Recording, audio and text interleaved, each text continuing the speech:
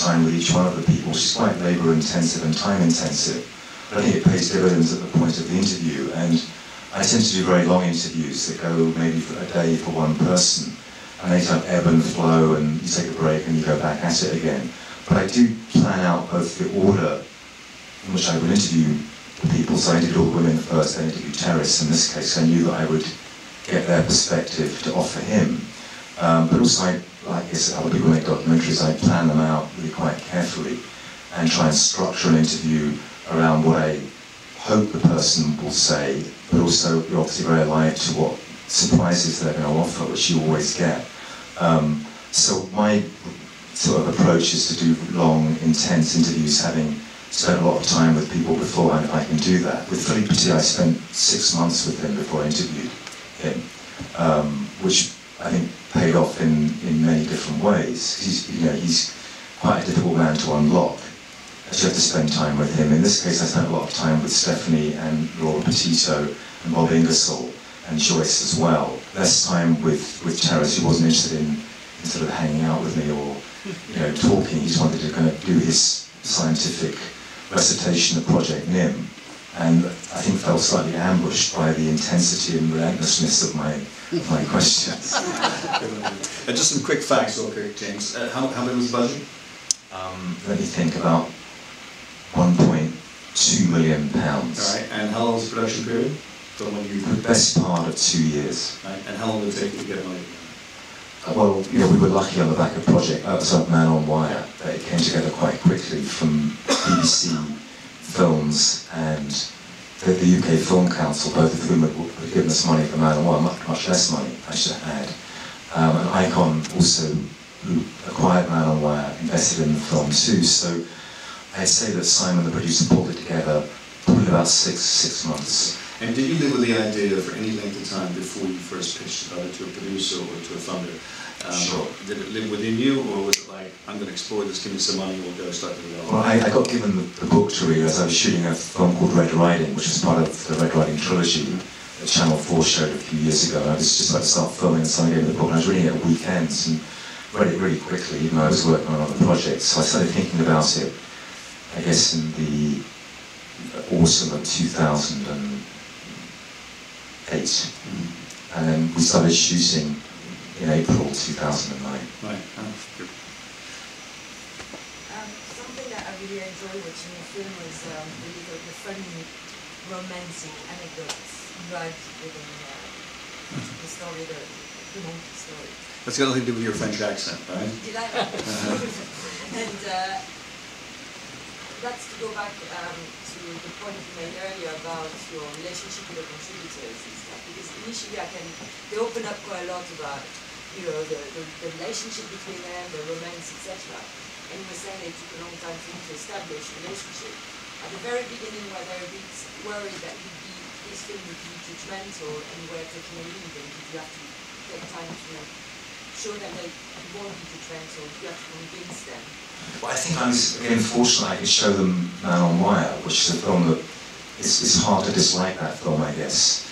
And the people in the film, I think, come out of it quite well. And I think we respected their characters in that film too, so I think that reassured people going in that that's what I do and that's the way I make a film.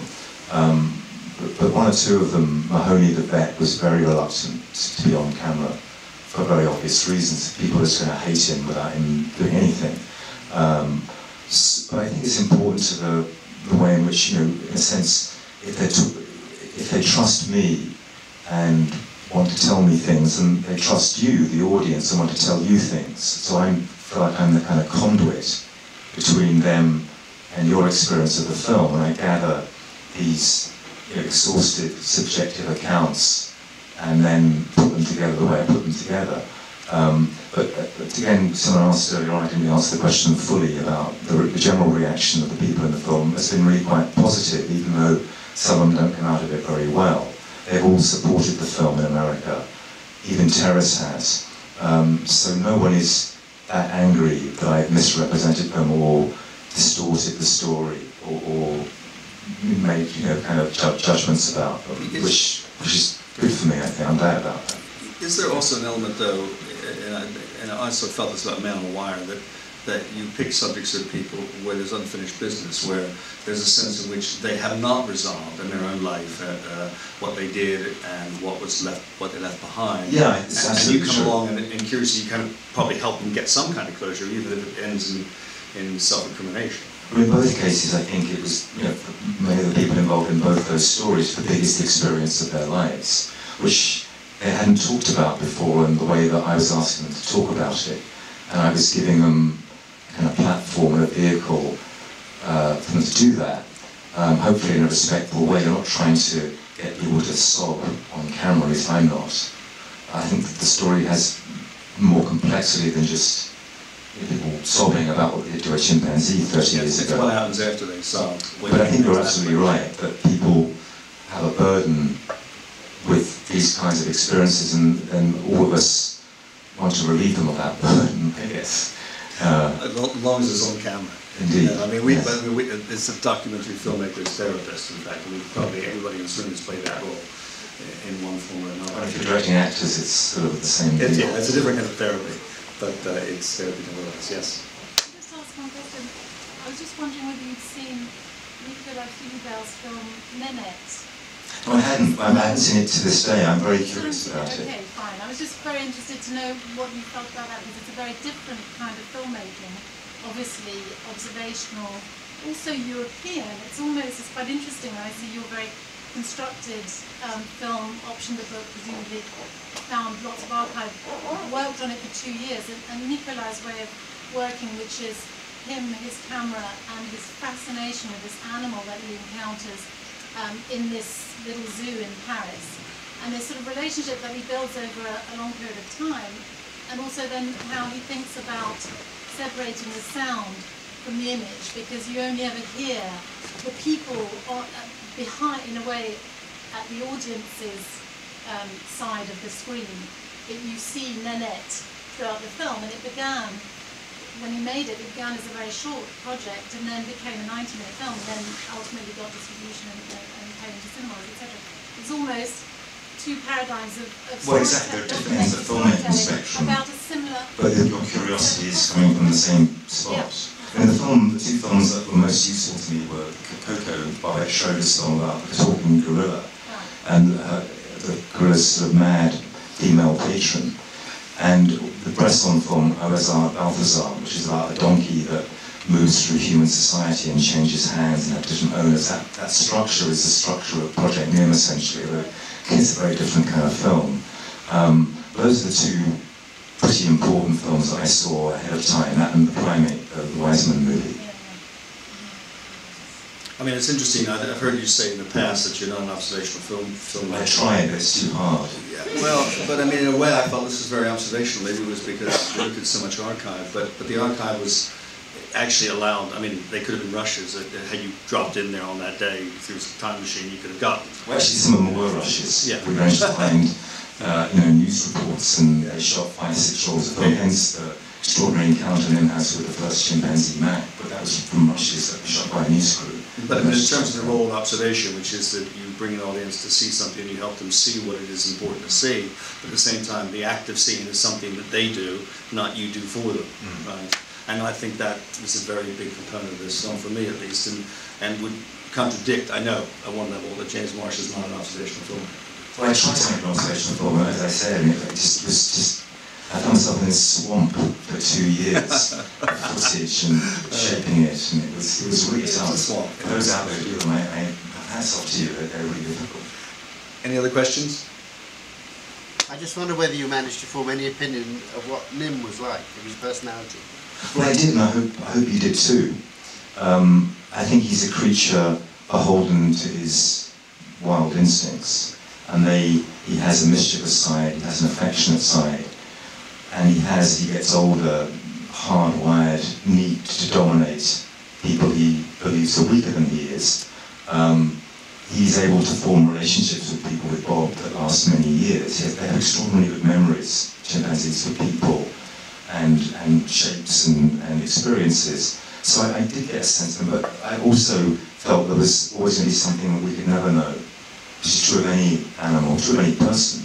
I mean, it's maybe a difference in degree rather than kind between how we relate to each other and what we presume about each other and what we seem to know about each other.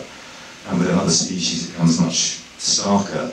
But I do think there's something unknowable about Nim. I was wondering what he felt, for example, nostalgia when he was in that cage on his own. Did he have memories of being with Stephanie as a baby and smoking pot with Bob and gambling in the meadows? Well, maybe he did. And could you call that nostalgia? Is that the right word for it, or is it something else? Who knows?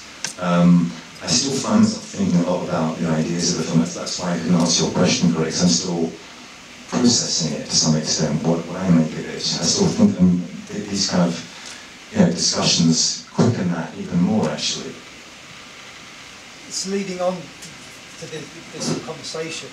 I mean, obviously the use of music, you could have done it as quite a cold, factual, more scientific documentary, strip the music out. But of course, whether accusations or anthropomorphism, exactly what you were saying, making us question, did he have a memory? What were we up being asked? And the music, which was quite rich and emotive in places, was making us ask those questions, wasn't it? I guess so. Also, I'm a human being making a film, which is a human medium already. There's an act of anthropomorphism in that very notion, and I'm sort of aware of that. I'm subjecting Nim's life to a human construct, a film biography. And the way I try and make a film, I think I'm making it for the cinema, is to try and use all the resources, for better or for worse. And that's just how I like to do them. And I think, again, there's something nagging me about the score, whether I use too much of it. I always have these sort of Maoist self-criticism sessions with myself when I finish a film, thinking, did I fuck it up, and what did I get wrong? And I just write lists of things I think I made mistakes over. And that was one of them. I think I may have overscored the film. I'm very confessional, I shouldn't. No, it's a shame we haven't got time to hear more. I've been told we have to. It's not a shame at all. Yeah, exactly. Just get to the good bit of the self-confession, and we have to go. James, I would, on behalf of the Directors UK, I'd like to thank you very much for being here. For attending. Thanks for coming on.